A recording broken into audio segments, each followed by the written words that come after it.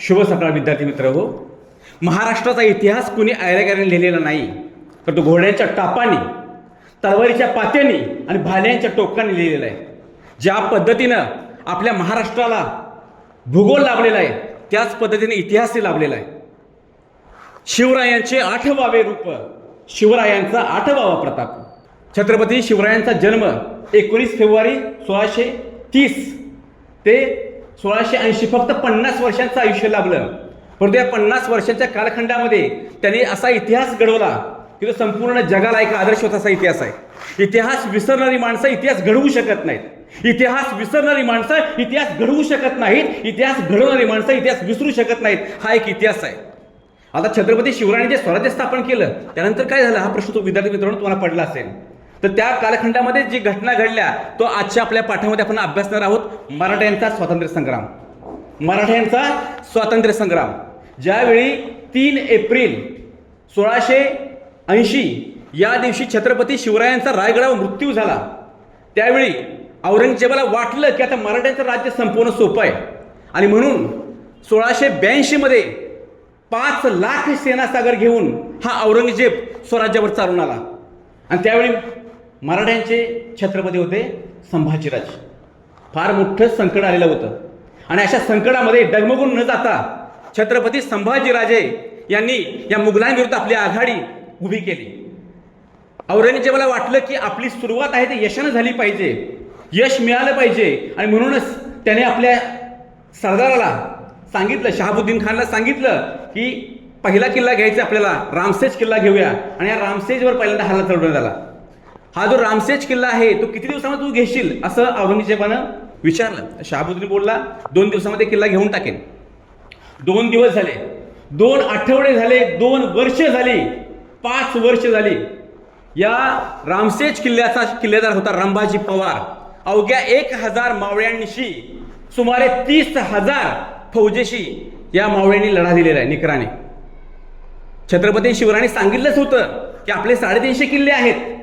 एक किल्ला घ्यायला जर औरंगजेबाला 1 वर्ष लागलं, एक किल्ला जरी 1 वर्ष जरी लढवला तरी त्याला संपूर्ण स्वराज्य जिंकायला 350 वर्ष लागतील. आणि खरोखरच या ठिकाणी औरंगजेब घाईकुतीला आला होता की त्याला वाटलं होतं की आता स्वराज्य आपण जिंकणार, पण छत्रपती संभाजीराजांनी त्याचा हा जो कावा आहे तो हाणून पाडला. यानंतर 120 लढाया केल्या छत्रपती संभाजीराजांनी, पण एकही लढाई न हारणारा राजा म्हणून इतिहासामध्ये छत्रपती संभाजीराजे यांची नोंद घ्यावी लागेल. एकाच वेळी पोर्तुगीज, त्याच वेळी जंजिराचा सिद्धी, मुघल या सर्व आघाड्यांवर त्यांनी आपली लढा चालू ठेवलेला होता.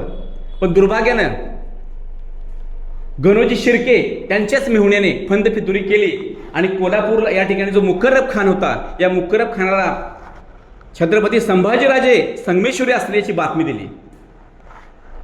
छत्रपती संभाजीराजे हे संगमेश्वरी आहे कळताच मुकर्रब खान अनुस्कुरा घाटातून संगमेश्वरी पोहोचला.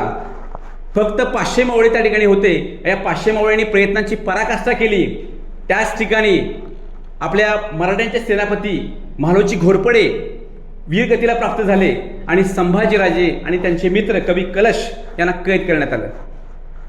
लगेच त्यांना पेडगावच्या किल्ल्यावर नेण्यात आलं आणि त्या ठिकाणी नेल्यानंतर त्यांना आपला धर्म स्वीकारण्याची आज्ञा औरंगजेबाने दिली. पण बाणदारपणाने त्यांनी आपला धर्म सोडण्यास नकार दिला आणि शेवटी छत्रपती संभाजीराजांना हाल करून 11 मार्च 1689 या दिवशी तुळापूर तालुका हवेली, भीमा, भामा आणि इंद्रायणी नदीच्या त्रिवेणी संगमावर त्यांना त्या ठिकाणी हाल करून मारण्यात आले. देश धर्म पर मिटने वाला शेर शिवा का छावा था, महापराक्रमी परम प्रतापी एक ही शंभू राजा था.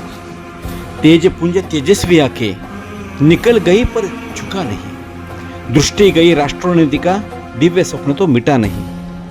दोनों पैर कटे शंभू के, देह मार्ग से हटा नहीं, हाथ कटे तो क्या हुआ, सत्कर्म कभी भी छूटा नहीं. जिह्वा कटी खून बहाया, धर्म का सौदा किया नहीं, शिवाजी का ही बेटा था वह गलत राह पर चला नहीं. वर्ष 300 बीत गए शंभू के बलिदान को, कौन जीता कौन हारा पूछ लो संसार को. कोटि कोटि कंठों में तेरा आज गौरव गान है, अमर शंभो तो अमर हो गया, तेरी जय जयकार है। मातृभूमि के चरण कमर पर जीवन पुष्प चढ़ाया था, है दूजा दुनिया में कोई जैसा शंभू राजा था, जैसा शंभू राजा था। यानंतरच्या कालखंडामध्ये आता वाटलं की आता संपलं, आता आपण स्वराज्य जिंकणार, परंतु या संकटातून सुद्धा येसूबाई सावरल्या आणि येसूबाईंनी रायगडावर महत्त्वाचे निर्णय घेतले आणि तिसरे छत्रपती म्हणून राजाराम यांना गादीवर बसवलं। छत्रपती राजाराम महाराज म्हणजे 1680 ते 1689 हा लढा दिल्यानंतर छत्रपती संभाजीराजांच्या नंतर मराठ्यांचे तिसरे छत्रपती झाले छत्रपती राजाराम महाराज। 1689 ते 1700 हा त्यांचा कालखंड। 11 वर्ष तब्बल त्यांनी मुघलांशी लढा दिला।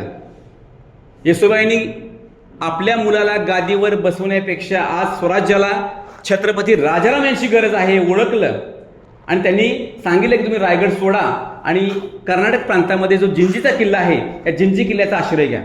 छत्रपती शिवरायांनी दूरदर्शीपणाने अगोदरच जिंजी हा किल्ला जिंकून ठेवला होता की जर भविष्यामध्ये स्वराज्य संकटामध्ये आलं तर आपल्या लोकांना दुसरा एखादा हक्काचं ठिकाण असलं पाहिजे आणि तो दूरदर्शीपणा या ठिकाणी खरा ठरला।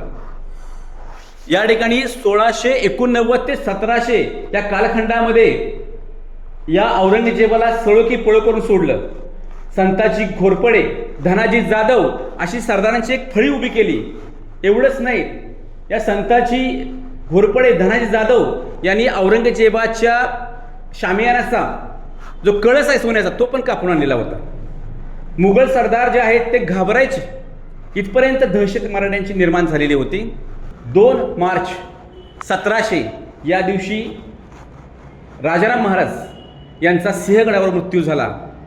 त्यानंतर एक मोठी पोकळी निर्माण झालेली होती, पण याही परिस्थितीमध्ये राजाराम यांच्या पत्नी महाराणी ताराबाई यांनी लढाईची सूत्र आपल्या हातामध्ये घेतली। मुघलांनी जिंकलेले किल्ले पुन्हा परत मिळवण्याचा सपाटा लावला आणि अखेर 1707 अहमदनगर मुक्कामी औरंगजेबाचा मृत्यू झाला। मराठ्यांचं राज्य संपवायला आलेला होता, स्वतः संपला। दक्कन ही त्याची दफनभूमी झाली। तब्बल 27 वर्ष मराठ्यांनी, या ठिकाणी लक्षात घ्या मराठी हा शब्द जो आहे तो यासाठी अभिप्रेत आहे मराठी भाषा बोलणारे ते मराठी। जो औरंगजेब आहे त्याला आपल्या साम्राज्याची लालसा होती, साम्राज्य वाढवायचं होतं, काबूल पासून कन्याकुमारीपर्यंत त्याला त्याचं राज्य निर्माण करायचं होतं। तर मराठ्यांना आपलं स्वातंत्र्य, आपलं स्वराज्य राखायचं होतं आणि ते त्यांनी राखलं। आणि 1707ला ज्यावेळी औरंगजेबाचा मृत्यू झाला तर खऱ्या अर्थानं हा मराठ्यांचा स्वातंत्र्य संग्राम संपला। आभाळ कोसळले तरी चालेल, आभाळ कोसळले तरी चालेल, त्या कोसळलेल्या आभाळावर मी उभा राहीन आणि माझ्या ध्येयसिद्धीची वाटचाल करीतच राहीन हा आशावाद असं आपण या ठिकाणी रजा घेऊया। छत्रपती शिवाजी महाराज की जय, छत्रपती शिवाजी महाराज की जय, हर हर